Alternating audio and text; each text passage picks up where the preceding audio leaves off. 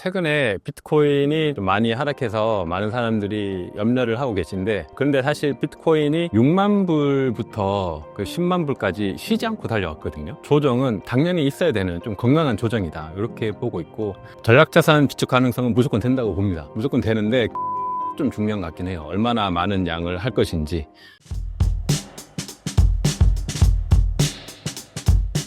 네, 안녕하세요. 반갑습니다. 저는 데니월드라는 그 크립토 관련한 유튜브 채널을 운영하고 있고요.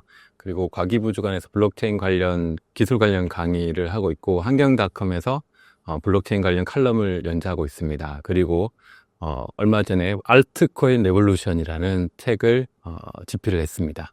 네, 감사합니다. 최근 비트코인 흐름 어떻게 보시나요? 최근에 비트코인이 좀 많은 조정이죠. 좀 많이 하락해서 많은 사람들이 염려를 하고 계신데, 그런데 사실 비트코인이 6만 불부터 그 10만 불까지 쉬지 않고 달려왔거든요. 그래서 그 상승폭을 보면 엄청나요. 그래서 지금의 어떤 조정은 그냥 당연히 있어야 되는 좀 건강한 조정이다, 이렇게 보고 있고, 비트코인이 원래 이렇게 급락이 좀 심한 자산이긴 합니다.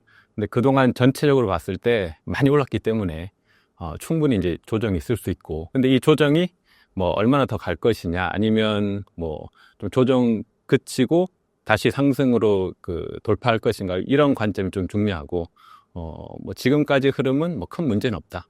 비트코인에서 어떤 외부적인 그런 뭐 악재라든지 이런 것은 존재하지 않는다, 이렇게 보고 있습니다. 트럼프 취임식까지 일주일도 남지 않았습니다. 트럼프 취임 이후 주목해야 할 부분은 어떤 게 있을까요? 일단 트럼프 취임 전으로 비트코인 가격이 영향이 좀 있을 것 같아요, 분명히. 그래서 트럼프가 굉장히 친암호화폐 위주로 정책을 한다고 했고, 트럼프가 이제 실제 취임하고 나서 굉장히 좀 공격적으로 어떤 정책들을 바로 시행을 할 텐데, 그때 처음에 실행할 게 이제 암호화폐 관련한 정책을 만약에 실행을 하게 된다면 비트코인 가격에도 굉장히 긍정적인 영향이 있겠죠. 그래서 최근에 뉴스를 보면 일단 기존에 이제 은행이나 어떤 기업에서 비트코인 관련 자산을 가지고 있으면 그걸 이제 부채로 인식하게끔 되어 있는데, 그 부채를 부채가 아닌 걸로 좀 인식하도록 제도를 개선하겠다, 이런 이제 뉴스들이 나오고 있더라고요. 그래서 그거는 이제 실제 뭐 이루어진다기보다는 지금의 뉴스고, 그래서 그러한 어떠한 이제 암호화폐가 굉장히 친화적인 정책을 적극적으로 진행을 할 텐데, 그런 것들이 얼마나 이제 초반에 많이 진행하는지에 따라서 가격에 많은 영향을 미칠 것 같습니다. 트럼프의 비트코인 전략자산 비축 가능성은 얼마나 된다고 보시나요? 전략자산 비축 가능성은 무조건 된다고 봅니다. 무조건 되는데 그 범위가 이제 얼만큼 되는지, 요거는 조금 변수가 있을 것 같아요. 그래서 원래 비트코인이 총 2,100만 개인데 한 100만 개까지 전략적 비트코인으로 자산을 가지고 간다 그랬거든요. 근데 미국이 가지고 있는, 그러니까 범죄 활동이나 기존에 이제 이런 그 해킹이나 이런 걸로 가지고 있는 비트코인 수량이 있고, 그거는 아마 전략적 비축 자산으로 이제 전환을 하겠죠. 그런 전환을 하는 거는 뭐 어렵지 않을 텐데, 얼만큼 더 비트코인을 진짜 한 100만 개까지 모을 것인지, 그럼 그 기간을 어떻게 할 것인지, 그걸 어떤 방식으로 할 것인지가 이제 뭐 정책에서 정해질 테니까, 그 범위와 어떤 시행 시각, 이런 게 굉장히 중요한 것 같습니다. 그것도 아마 초반에 취임하자마자 이걸 굉장히 적극적으로 만약에 좀 구체적으로 이제 시행을 하면 가격에 굉장히 영향을 많이 줄 것 같고, 근데 그것이 조금 이제 늘어진다고 하면 이제 바로 가격에 영향을 얻겠죠. 그래도 그것도 굉장히 이제 좋다. 그렇지만 그것을 하지 않지는 않는다, 이렇고 범위가 좀 중요한 것 같긴 해요. 얼마나 많은 양을 할 것인지, 이런 부분에서 좀 주의 깊게 투자자들은 봐야 될 것 같습니다. 비트코인 전략자산 비축이 가격을 상승시키는 이유가 있을까요? 일단 비트코인을 전략 자산으로 구축한다는 것은 일단 시장에 단기적으로 비트코인이 안 팔린다는 거죠. 팔지 않고 계속 매수세가 이제 그 정부가 그 굉장히 큰 규모로 이제 예를 100만 개를 한다고 하면 비트코인의 5% 정도 되거든요. 근데 뭐 잃어버린 비트코인까지 감안하면 한 7, 8% 정도 되는 굉장히 많은 수란 말이에요. 그래서 전략적으로 비트코인을 구축한다는 것은 이제 뭐 중국 대비해서 전체 세계 나라에서 우리가 비트코인을 제일 많이 가져가겠다, 이런 의미가 있는 거죠. 그래서 한 뭐 5% 정도면 충분하다, 이렇게 이제 보고 있는 것 같은데, 그래서 그 정도 물량은 금액 자체가 엄청 크고, 그것을 뭐 시장에서 뭐 5년, 10년 이렇게 파는 자산이 아니거든요. 100년 이상 가져간다는 자산이니까 비트코인에 대한 어떤 신뢰를 굉장히 높여주죠. 그래서 예를 들어 지금도 여전히 비트코인에 대해서 의심하는 사람이 훨씬 많은 것 같아요. 비트코인은 자꾸 가격이 떨어지고 불안하고 뭐 트럼프가 이제 추진한다고 했지만 그 믿을 수가 있어 했는데 그 미 정부가 전략 자산으로 100년 이상 가져간다고 하면 그러면 그렇게 의심하던 사람들도 이제 막 사고 싶겠죠. 이거는 금보다 더 안전한데 뭐 이런 생각? 주식보다는 더 안전할 것 같고. 뭐 주식은 사실 가치는 많이 오르더라고 100년 이상 가기가 되게 힘들잖아요. 근데 이 전략 자산이라는 것은 그런 개념이 아니고 뭐 100년, 1000년 계속 가져간다는 거거든요. 그런 의미에서 이제 비트코인에 부정적인 사람도 굉장히 이제 전환될 수 있는 또 그런 어떤 기회가 될 수 있죠. 그래서 그런 것들이 시장에 긍정적인 영향을 줘서 발표 이후로는 무조건 오르겠죠. 근데 이제 그 발표 시점이라든지 어떤 기준이라든지 범위 이런 것들이 시장에 좀 많은 영향을 미칠 것 같습니다. 전략자산 비축을 긍정적으로 보는 다른 나라가 있을까요? 일단 미국이 그걸 하고 나면 그런 이제 검토를 하기 시작할 것 같아요. 아직 그러니까 선진국이라고 하는 나라들은 아직까지는 그렇게 하고 있지는 않고 미국이 제일 먼저 하고 있고 뭐 그렇지 않은 이제 일부 나라들은 아예 이제 비트코인 자체를 기축통화로 하는 엘살바도르 같은 그런 나라들이 있죠. 그래서 최근 보면 이 스테이블 코인이라고 하는 그 테더에서 하는 가장 어떤 암호화폐 생태계에서 중요한 역할을 하는 스테이블 코인이 그 본사를 엘살바도르로 이제 옮긴다고 하더라고요.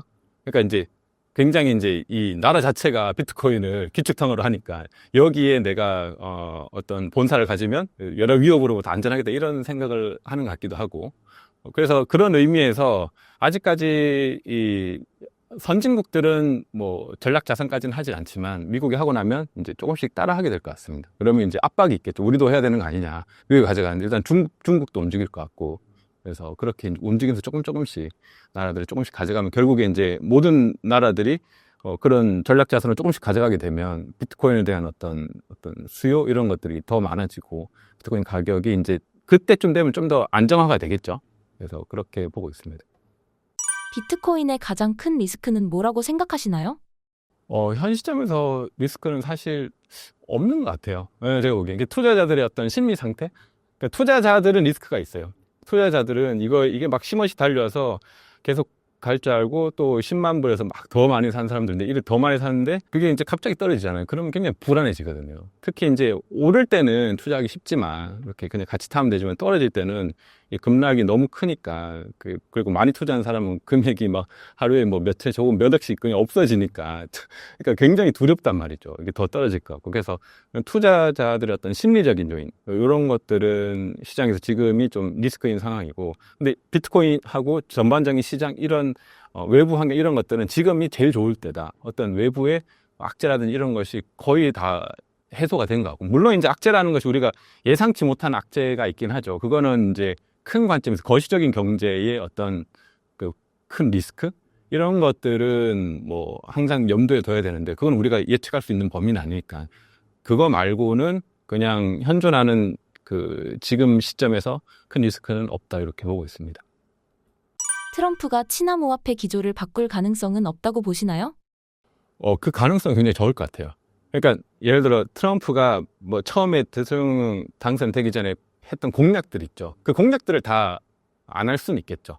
그리고 공약했던 것을 그 범위를 이제 축소할 수는 있을 것 같아요. 왜냐면 아무리 공약을 하더라도 그 뭐 대통령 혼자 결정할 수 있는 게 아니고 그게 이제 여러 가지 이제 반대도 있고 그래서 조율이 필요하잖아요. 그런 조율 과정에서 그것을 적극적으로 이제 추진을 못하는 그런 상황이 있을 수 있는데 전반적인 시장 자체도 많이 변했고 그리고 비트코인 ETF부터 포함해서 이게 이제 주식시장에 편입된 지도 오래됐고 안정성도 어느 정도 검증을 받았고 뭐 이런 그 굉장히 많은 변화 속에서 정책들 큰 그림을 완전히 이렇게 빼진 않을 것 같고 절대. 그렇지만 이제 시행하기로 한 정책들이 얼마나 더 적극적으로 갈 수 있느냐 아니면 좀 부진하게 가느냐 이거는 뭐 트럼프 혼자 할 수 있는 건 아니니까 여러 가지 이제 상황들이 있잖아요. 그런 상황들에 따라서 좀 얼마나 이제 많이 되고 적게 되고 좀 봐야 되는 것이지 트럼프는 적극적으로 계속 추진할 것 같습니다. 4차 반감기 이후 현재의 가격이 과거 사이클을 따라가고 있나요?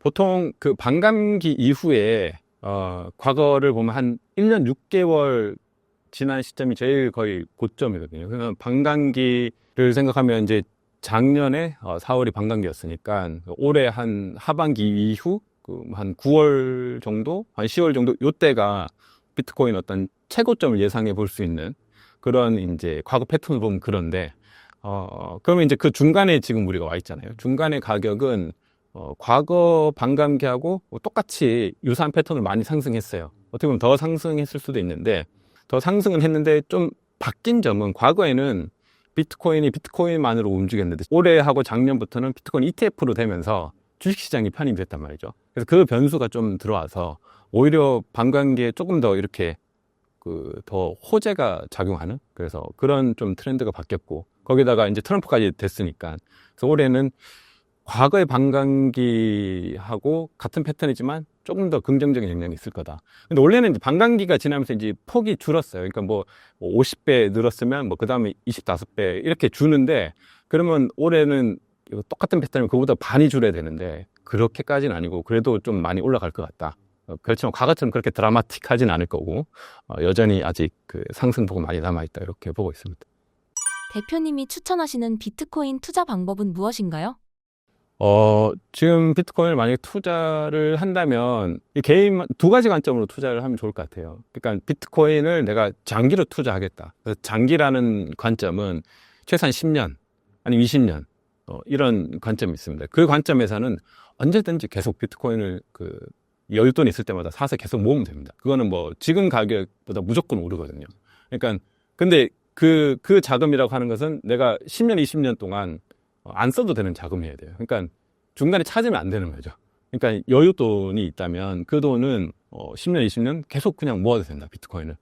그렇지만 이제 모든 사람이 그렇진 않으니까 또 단기적으로 투자하시는 분들은 제가 볼 때는 이제 올해 한 하반기 이후가 좀 괜찮은 시점이 아닐까. 그래서 그 하반기 이후를 기준으로 해서 예를 들어 10만 불이라면 지금 10만 불 아래로 좀 떨어졌잖아요. 그러면 뭐 이런 계획을 세울 수 있는 거죠. 내가 10만 불 아래에서 비트코인을 계속 사겠다. 그럼 지금은 좋은 시기인 거죠. 그리고 10만 불 이상 올라가면 좀 사지 않겠다.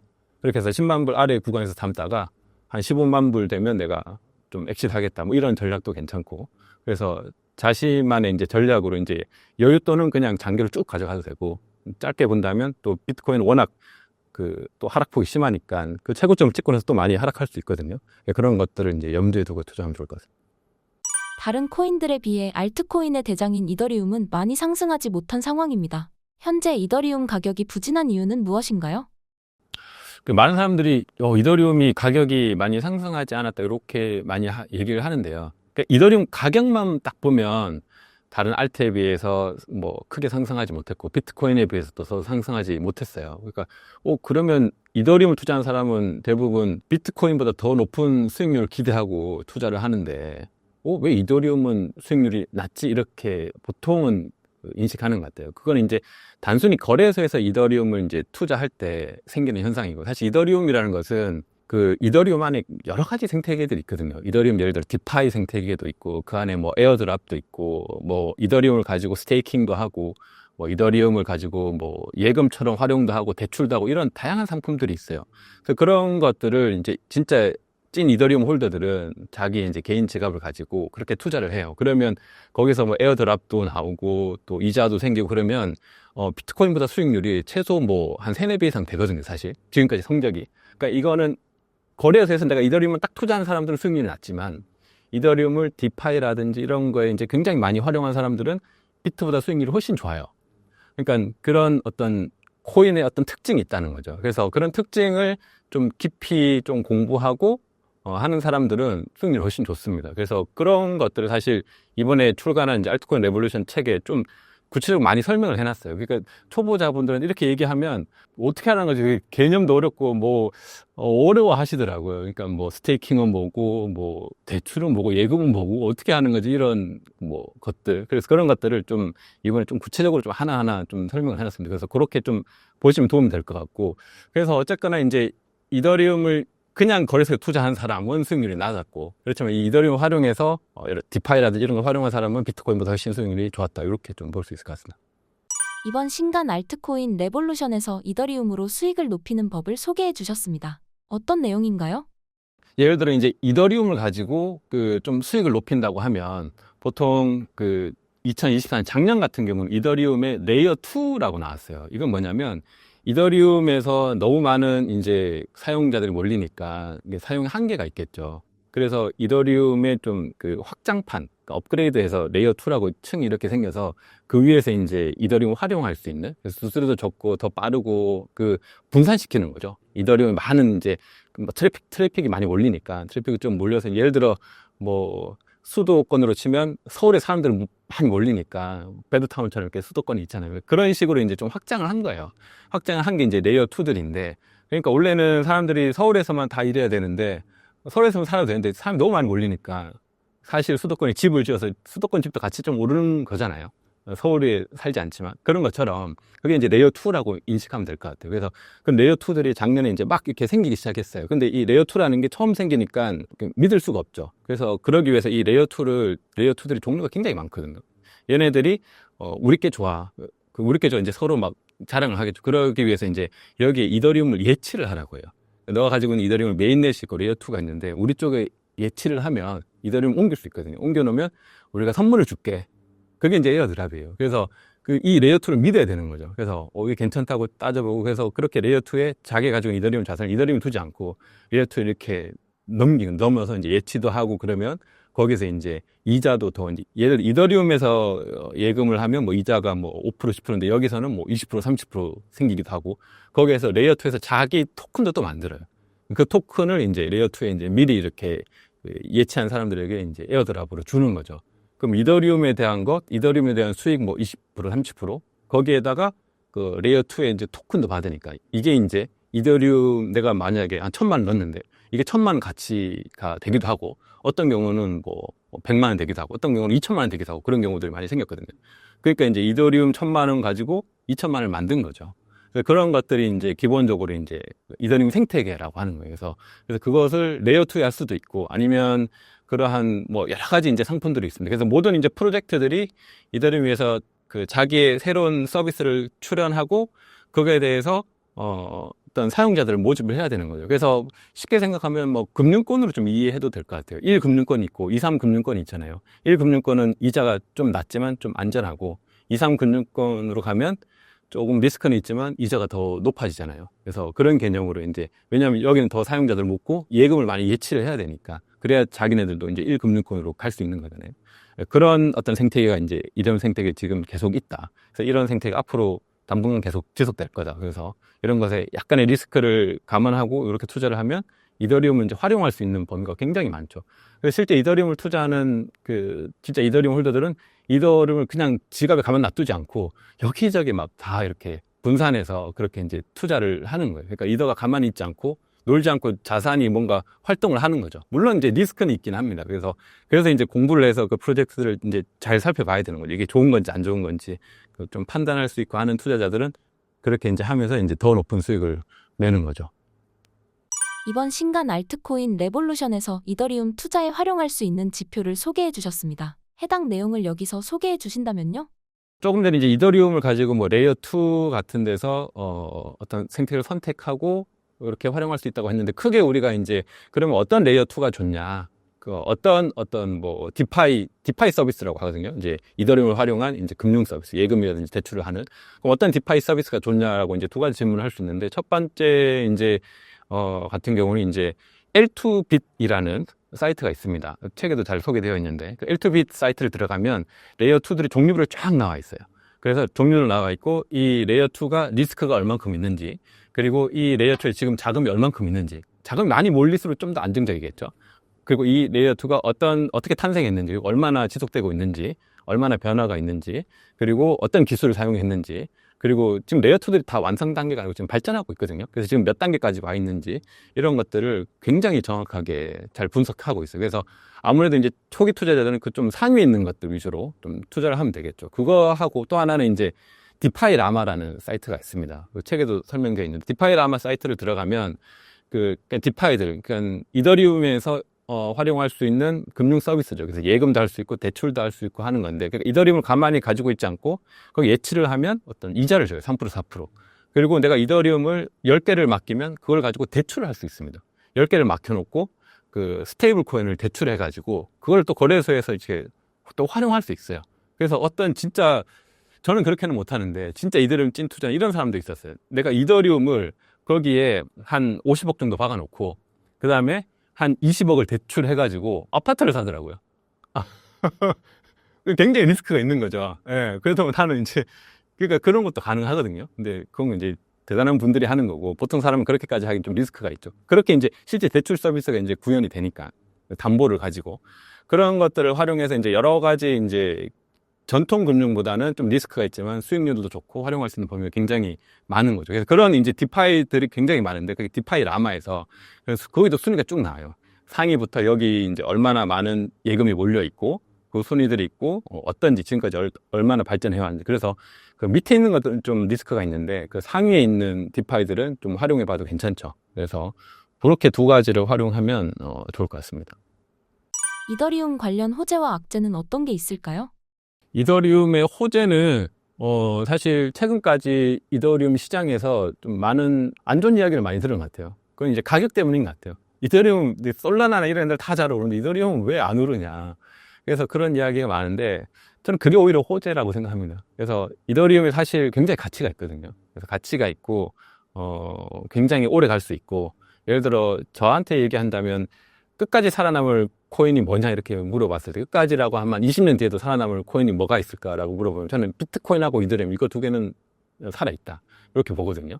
뭐 다른 것들은 좀 바뀔 수 있을 것 같아요. 살아남은 애들도 있고 뭐 사라진 애들도 있고 아니면 순위가 밀린 애들도 있는데, 비트와 이더만은 끝까지 살아남는 그런 자산이기 때문에 뭐 지금 당장 가격은 그렇다고 하더라도 이게, 그러니까 좀 전에 설명했듯이 수익률이 없는 게 아니고 이렇게 좀 딴 데로 많이 퍼졌어요. 그래서 진짜 깊이 들어간 투자자들은 이더리움으로 수익을 많이 냈습니다. 그래서 그들이 그냥 조용히 투자할 뿐이죠. 그걸 굳이 뭐 알려줘도 사람들이 잘 못 따라 하니까. 그래서 더 깊이 들어가서 더 공부한 사람들은 수익을 많이 냈고, 그렇지 않은 조금 멀리서 단순히 그냥 이더리움만 딱 가지고 있는 사람은 좀 수익이 적고, 뭐 이렇게 볼 수 있는 거죠. 그래서 저는 그게 호재라고 보고, 그런 것들이 또 시장에서 나중에 반영이 될 것 같아요. 또 시간이 되면 이더리움 또 오를 거고, 그렇게 기대를 하고 있습니다. 이더리움이 전고점을 넘으려면 어떤 전제 조건을 만족해야 할까요? 일단 전고점을 넘으려면 알트코인 불장이 와야 됩니다. 아직 뭐 불장이 오진 않아요. 그게 막 시그널로 잠깐씩 오긴 하는데, 일부 알트코인들이 이제 폭등하고 그러는데 전반적인 알트 시장 자체가 확 올라야 되거든요. 그러기 위해서는 일단 우리가 비트코인 도미넌스라고 하는, 비트코인이 전체 암호화폐 시장에서 차지하고 있는 그 비율이죠. 그래서 지금까지 계속 오르고 있어요. 비트만 혼자 잘 가고 있는데 가끔씩 알트도 요즘에는 뭐 많이 오르긴 했는데, 그게 이제 빠지는 순간이 옵니다. 그래서 아마 반감기의 최고점 시간에 빠지거나 그 전후로 해가지고 비트 도미넌스가 이제 좀 멈추고 좀 빠지는 그 순간이 되면 이제 알트들이 이렇게 막 올라가거든요. 그때는 이더가 당연히 전고점을 넘겠죠. 그래서 그때까지 좀 시간이 남아있으니까 무조건 넘긴 할 텐데, 아직 좀 시간이 남아있다. 그래서 이더리움 투자자들은 좀 기다리면 된다, 이렇게 보고 있고, 아직 이더리움을 투자하지 않았다면, 알트코인을 고려한다면 그래도 이더리움이 제일 좋다. 리스크가 지금 어차피 시장에서 좀 다른 알트에 비해서 좀 저평가 받았으니까 이더리움은 또 다른 알트에 비해서 좀 덜 빠지거든요. 그래서 알트코인을 고민하신다면 이더리움이 괜찮다, 이렇게 보고 있습니다. 현재 상황에서 이더리움 투자 전략을 소개해 주신다면요? 저 같은 경우도 이더리움을 가지고 이제 디파이에 굉장히 많이 활용을 하고 있어요. 그래서 저는 딱 투자 전략이 최근에 이제 비트코인도 이렇게 디파이 활용할 수 있는 게 조금 생기기 시작했어요. 그래서 비트코인도 그렇게 활용하는데, 비트코인 투자는 굉장히 쉽고 간편하고 편합니다. 걱정할 게 없어요. 그냥 별로 비트코인을 활용할 수 있는 것도 별로 없기 때문에, 그리고 활용하는 순간 또 약간 리스크가 생기거든요. 그래서 비트코인은 그냥 사서 지갑에 그냥 계속 모아두면 돼요. 그렇기 때문에 별로 고민할 것도 없고 걱정할 것도 없고 굉장히 쉬워요. 그래서 내가 좀 돈도 많고 시간도 많고, 시간이 좀 부족하고 여유가 있고 뭔가 공부하기에는 좀 힘들고 해도 잘 모르겠고 이런 분들은 그냥 비트코인만 계속 사도 됩니다. 그거는 더 이상 공부할 게 없고 어차피 쭉 가는 자산이에요. 근데 이더리움을 이제 투자하겠다고 하면 좀 공부를 하셔야 돼요. 공부를 해야지 제대로 투자를 할 수 있습니다. 그래서 이더리움부터는 그냥 거래소에 두지 마시고 지갑도 써보고 디파이도 써보고 이런 것들을 활용하면서 해야지 실제적으로 이제 높은 수익률을 기대할 수 있는 거죠. 다른 알트코인들도 마찬가지예요. 그래서 이더리움만의 특징이 있고, 다른 알트코인들도 그 이더리움에 했던 그런 생태계들이 있거든요. 거기서 그것을 투자를 해야지 높은 수익률을 거둘 수가 있습니다. 그래서 거래소에 그냥 둔 사람들은 내 알트코인 왜 이렇게 빠져요 이러는데, 그거를 디파이라든지 이렇게 조금 활용을 하면 그게 빠져도 다른 에어드랍이라든지 이런 걸로 충분히 그 빠진 부분을 좀 상쇄할 수가 있거든요. 그렇게 해야 이제 알트코인을 쭉 할 수 있는 거지, 그냥 거래소에서만 사고 팔고 하기에는 알트코인 투자에 너무 그 좋은 기회들이 너무 많다. 전 너무 안타까움이 있습니다. 그래서 이것들을 이제 근데 쉽게 할 수 있는 건 아니에요. 그래서 공부를 하고 해야 되는데 그래서 그런 것을 좀 공부를 하면서 해보시면 좋겠다 이런 생각이 있습니다. 이번 신간에서 알트코인에 대한 전반적인 내용을 다뤄주셨습니다. 어떤 목적으로 쓰셨나요? 뭐 제가 이런 말 하긴 그렇지만 시중에 나는 알트코인 책 중에 제일 좋을 겁니다. 제일 좋다는 의미는 무슨 말이냐면 이런 책은 지금까지 없었고 앞으로도 쉽지 않을 거예요. 그래서 이런 알트코인 책을 쓸 수 있는 사람이 잘 없어요. 왜냐면 주로 이제 디파이 투자하고 이런 분들은 제가 알기로 책을 안 써요. 책 쓸 시간도 없고 이미 충분히 하고 있기 때문에. 근데 저는 아무튼 기회가 돼서 책을 썼는데 그래서 이 좋은 것들을 좀 많이 알았으면 좋겠다. 그래서 그것들을 처음에 이제 보고 투자하려는 사람들이 이미 앞서가 있는 사람들의 그 정보를 보고 쫓아갈 수가 없거든요. 새로운 개념들, 정보들을 이걸 봐서 이해를 잘 못해요. 그래서 너무 어렵단 말이죠. 그래서 이 책에는 그런 것들을 기본부터 쫙 설명을 다 해놨어요. 최대한 쉽게. 제 나름대로 최대한 쉽게 설명한다고 했는데. 그래서 그런 것들을 한번 쫙 보시면, 아, 이게 이렇게 하는 거구나 하고, 그래서 뭐 고수들이 투자하는 거 이제 내용만 알려줘도 보고 이제 따라 할 수 있게끔. 그래서 어떤 기본서 같은. 그래서 단순히 거래소에서 투자하기 위한 용도로도 뭐 도움이 될 수 있지만, 뭐 디파이라든지 좀 깊이 있게 투자하고자 하는 분들 책을 한 권 구매하셔서 이렇게 다 하나씩 보시면 어떤 알트코인 투자 정석 같이 그렇게 이제 기본 개념들이 다 정리돼 있으니까 이 기본 개념들이 바뀌진 않거든요. 여기서 이제 확장되는 거죠. 그래서 그런 것들을 응용해서 충분히 이제 잘 할 수 있을 거라고 그렇게 생각이 듭니다.